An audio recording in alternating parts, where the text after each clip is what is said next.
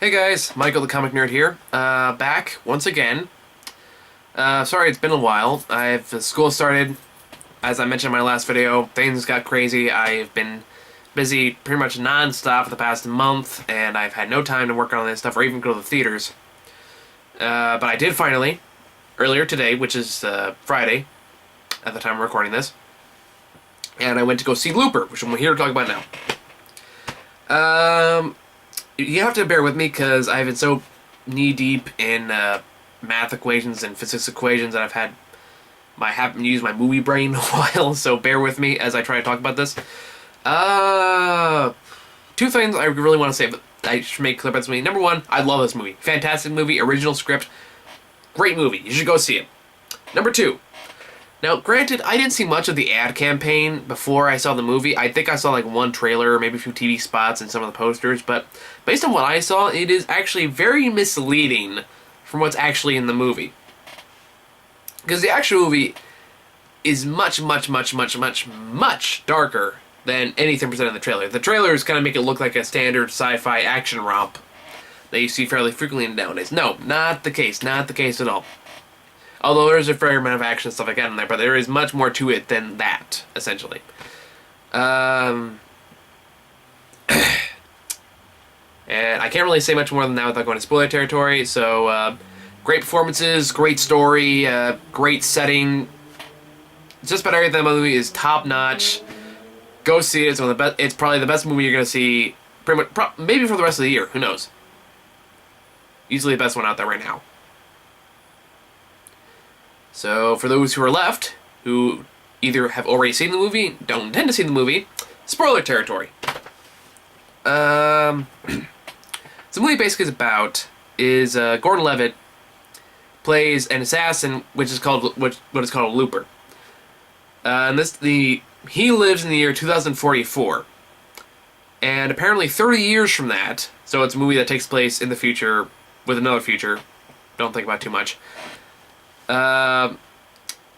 But in 2044, he plays an assassin called a looper, who basically there to kill people that are sent from the future. And how this works is that apparently 2074, time travel is invented, but was immediately made illegal for fairly obvious reasons, and it's only accessible by basically the high-end mob people. And apparently, hiding bodies and disposing of bodies is much harder in the future than it is in the year 2044. So what they do as an alternative is they send the people they want to kill back in time to be killed by loopers who wait in a predetermined spot for the body to show up, or the person to kill to show up, kill them, and then dispose of the body in a time where apparently it's much easier to do so. That's the concept behind it. Now, the reason they're called loopers is that eventually, assuming the looper lives to see the year 2074, or just basically 30 years in the future, whatever, the mob will decide to close all ties with that particular looper, and he will send that looper a 30-year-older version of himself to kill. Now, they don't know they're killing themselves until they open it up and they see pretty much the big payday, which is like a bunch of gold bars, at which point it's basically a sign of saying, here's a huge payday, you're going to die in 30 years, live it up. And that way that they close the loop, essentially. Like, you've come full circle. That's why they're called loopers. If it sounds complicated, it kind of is, but that's also the reason why it makes it so interesting. It's very clever, it is very well thought out. Now, what happens is Gordon-Levitt's character, and they establish this little portion early on, is like, if you're sent the version of yourself and you let him get away, you're basically fucked, because they're going to track both you and the future you down any way possible. Now, I don't want to get into too much of the logistics of it. Just go see the movie, and you'll see for yourself, or if you already have seen the movie, you already know what I'm talking about. So what happens from there is Gordon-Levitt's character is sent, as I'm sure you've seen from the trailers, his own future version of himself, played by Bruce Willis. And of course, he escapes, and that's pretty much where the action ensues. Now, what they don't tell you in the trailers, and I can kind of see why, is why Bruce Willis has come back at all. Why he's not tied up. Why he doesn't have a bag over his head. All that shit that is in the... And then all of his victims. Is because he pretty much... He's captured... Bruce Willis is captured in the future, but he escapes, but willingly chooses to go back in time. Because in the future, Bruce Willis gets married to this surprisingly young Asian woman. But it's Bruce Willis, who knows. And she's killed in the future, all because of this man called the Rain Man. And he figures out, before getting sent back in time, when and where this person was born. Now, so Bruce Willis goes back in time. He's basically trying to kill the Rain Man before he becomes a serious threat. The problem is, the Rain Man at this point is roughly a 5-year-old boy. And that's where shit gets pretty dark really fast. In many, many ways. So basically, Gordon-Levitt basically wants to kill Bruce Willis because he wants to close the loop, because once he escapes, they're after him too. So he's trying to save his own ass by killing the future version of himself. It's confusing. But it makes sense when you watch the movie. You don't really... It explains it very well. Much better than I am. Basically, try and make things as simple as possible, Bruce Willis wants to kill the Rain Man, which is one of three little boys, while Gordon-Levitt wants to kill Bruce Willis. That's basically some of the movie. Now, what the trailer suggests is that, I may have already mentioned this, is that Gordon-Levitt and Bruce Willis, like, team up, they make nice, they become friends, and they go out and kick the organization's ass and all that crap to be free of their evil rule. No, not what happens at all. And for all intents and purposes, they hate each other most of the movie. Or, like, Gordon-Levitt, it's not a really smart thing about it. Like, Gordon-Levitt kind of looks at him and is like, look, you've lived your life, now just die so I can live mine. Bruce Willis is like, no, I have to do this, trust me, you'll thank me for it later. It's all very well done. And, Fred Willard is it Fred Willard or Jeff Willard? The guy from Newsman. Not Newsman. The guy from Newsroom plays like the leader of the Looper organization. He's like a person that was from the future, but was sent back in time to run this organization, essentially. And the more I see of this man, the more I like him. I mean, I was pretty much unfamiliar with him before I saw Newsroom, and now it's like I want to see what else he's done, because he's actually really good. He's very charismatic, and he's very enjoyable to watch on screen.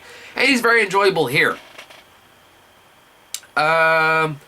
Gordon-Levitt is also very good in this movie. I mean, it's Gordon-Levitt. I don't think I've seen a movie with him in it that I haven't liked, including Dark Knight Rises, although a lot of people are split on that movie, surprisingly. I still like it, but that's a whole nother topic.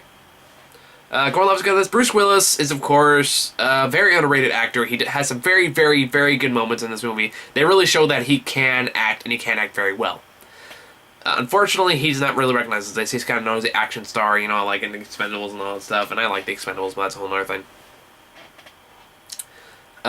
He's very good in this. The one thing that I wasn't completely sold on, although I still think they did it very well, is the makeup they used on Gordon-Levitt to try and make him look like Bruce Willis. And it looked good. I'm not going to say it looked terrible, but it's like, I still knew it was Gordon-Levitt. The transition never felt perfect, and that's what happens when you got like two entirely different looking actors to try to play each other, essentially. He makes up from Gordon-Levitt makes up for this by trying to match a lot of Bruce Willis's mannerisms and voice tone and stuff like that, and he succeeds much better in that regard. Now, one thing a lot of people don't talk enough about, and again, this is going to spoilers, but we've already crossed that line by now, is at one point, Gordon-Levitt tears off a piece of the map with the 3 locations where the children are at that Bruce Willis wants to kill. So, and he goes to that location, and he basically finds the Rain Man kid. And I don't know where they found this kid. I don't know where he comes from, or how he got into the business. But this is one of the scariest motherfucking childs I've ever seen. Like, good fucking God. I don't know where they found him. Jesus Christ, he's a terrifying little bastard. And in the movie, in this futuristic world we live in, and by the way, it's all very well done. Like, it's futuristic, but not unrealistically so. There's no, like, flying cars everywhere. There's still standard four-wheeled cars. There are a couple, like, hover bikes, but even then they're, like, propelled by jet engines and stuff like that, and they're extremely expensive. But in the future, like, 10% of humanity has what's called the, like, the TK gene, you know, telekinesis and all that stuff, so they can lift up in the air and mess with it. Only problem is it's apparently really weak, so the best they can do is, like, mess with the hover a quarter in the air for a short little bit. But, when Gordon-Levitt goes to this one place, it's a farm, kind of in the middle of nowhere. He finds his kid, and he finds his mother, and he finds out the mother has this, slightly stronger, TK gene, where she can lift slightly heavier stuff, although not, like, extreme Magneto shit. The kid, on the other hand, has serious mommy issues and can destroy the whole fucking house. And this isn't revealed till about, like, 2/3 into the movie, pretty much. Where just, like, shit goes nuts, pretty much. I don't want to spoil too much of that one. That's a moment you should see for yourself, because it is, like, I think my jaw dropped a little bit just watching it, because this child is fucking terrifying. Like, Jesus Christ. Like, oh my god, scared the fucking shit out of me. Like, left me in a permanent state of unease. I'll be dying to see what this kid turns into as he gets older, because he's got a lot of potential. He already scared the shit out of me just from this movie alone. What else can I say about this movie? I'm still a little rusty at this. Oh,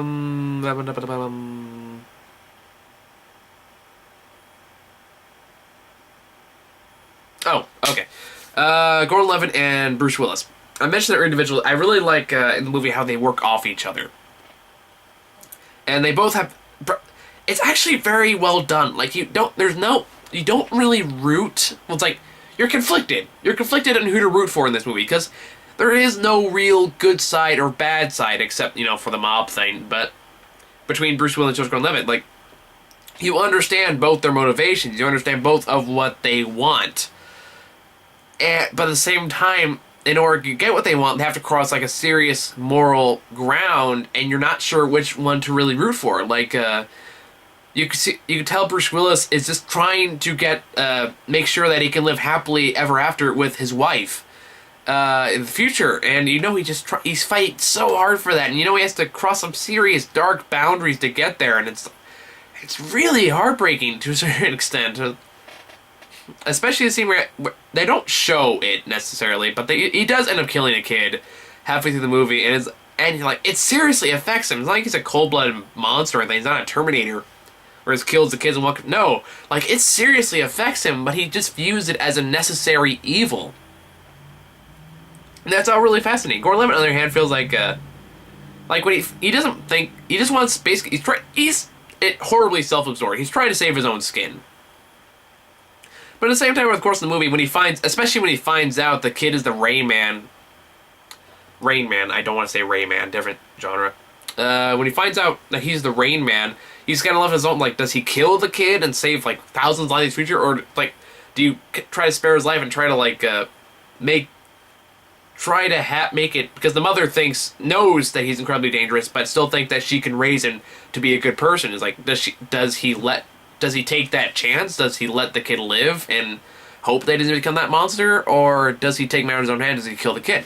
The moral dilemma is very well done here. It is very well constructed. And it's very entertaining to watch. And it's kind of depressing, quite frankly. Especially when we get to the end. It ties back into the ending ties back into the title very nicely, in my opinion. Especially, like, okay, as you should know, this is complete, total spoilers here. I know I've pretty much ruined the whole movie already, but just bear with me. Is that, towards the end of the movie, like, Bruce Willis catches up with the kid, Gordon-Levitt, he has his, like, shotgun, but it's, like, out of range, so he can't take the shot and kill Bruce Willis before he can kill the kid. Or, no, that's not what happens. What happens is, like, the kid, Bruce Willis comes up, the kid goes full psycho, almost kills them both, but the mom manages to calm him down, and the mother basically stands between him and the child getting away. And Gordon-Levitt sees this situation, says knows he can't stop Bruce Willis, but at the same time he kind of sees how everything's going to transpire. Like, he's going to kill the mother to get to the child's going to get away, the child's going to grow up alone and angry, and he's going to become the Rain Man. Basically saying, kind of like by trying to stop the future, you create the future, that kind of thing. Like, everything goes in a full loop, essentially. So in order to change the loop, basically, he goes ahead and kills himself, which in turn makes Bruce Willis disappear, because technically there's no reason he should be there. That's also given exposition, so that makes sense in terms of the movie at that point.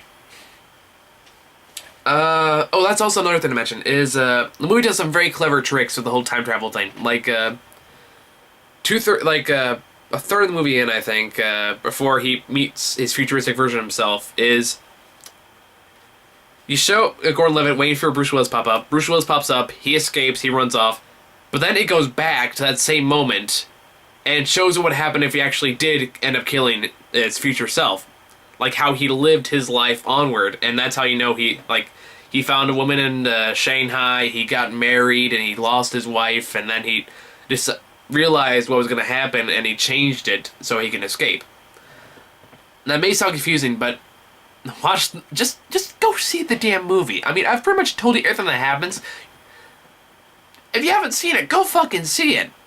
It's really clever. It's really smart. It's really good. Just go see it. And I don't think I can say much more about it. The action's really good. The story's really good. There's a scene where Bruce Willis basically kills like 20 fucking guys. So yeah, I'm gonna stop talking about it. Just go fucking see it. I will talk about the trailers a little bit though, because there are a few worth mentioning. Is 007. 007's Skyfall. That looks really... That looks fucking good. Okay, it's 007. A lot of people didn't like... what was Quantum of Solace. I actually did like it. I blame the writer's strike for not being as good as it could have been, but I still thought there was some pretty good material in there. I just thought it felt incomplete. But Skyfall looks really good. It has the fucking guy from, I don't know his name, the fucking guy from No Country for Old Men as the villain. Immediately, it's like, even in blonde hair, that guy is fucking scary, so I'm gonna say the movie no matter what. Fuck, what else was there? There was a few of them. Like, that was the big one. Skyfall was the one like, oh, fuck yeah, I gotta go see that shit. Oh, there was that one, I forgot the name of it. It's like, it involves some evil, it's a horror movie. It's clearly not memorable enough to stick with me. There was that one movie they can't read the title of in the posters because they black it out, which I guess is supposed to be clever, but at the same time, how can I see a movie I don't know the name of? It's the one about Osama bin Laden, that whole assassination thing. It could be good. I'm not really counting on it being good. It seems like a cash-in. It feels like a cash-in. Like, it's trying to like, oh, look, this happened recently. Let's make a movie about it to try to cash in on it. But it's like, no, we don't need to cash in on that. I hate to use the phrase too soon, but it's like, yeah, too soon. Seriously. You could have made it any other thriller. Why'd it have to be Osama bin Laden? I felt the same way about Extremely Loud, Extremely Close. But I want to open that can of worms. There's one more. Fuck it, I can't remember. Yeah. I think that's about it. I've probably talked about for at least 20 minutes now, so... Yeah. Go see Looper. Can't emphasize that enough. See you guys later.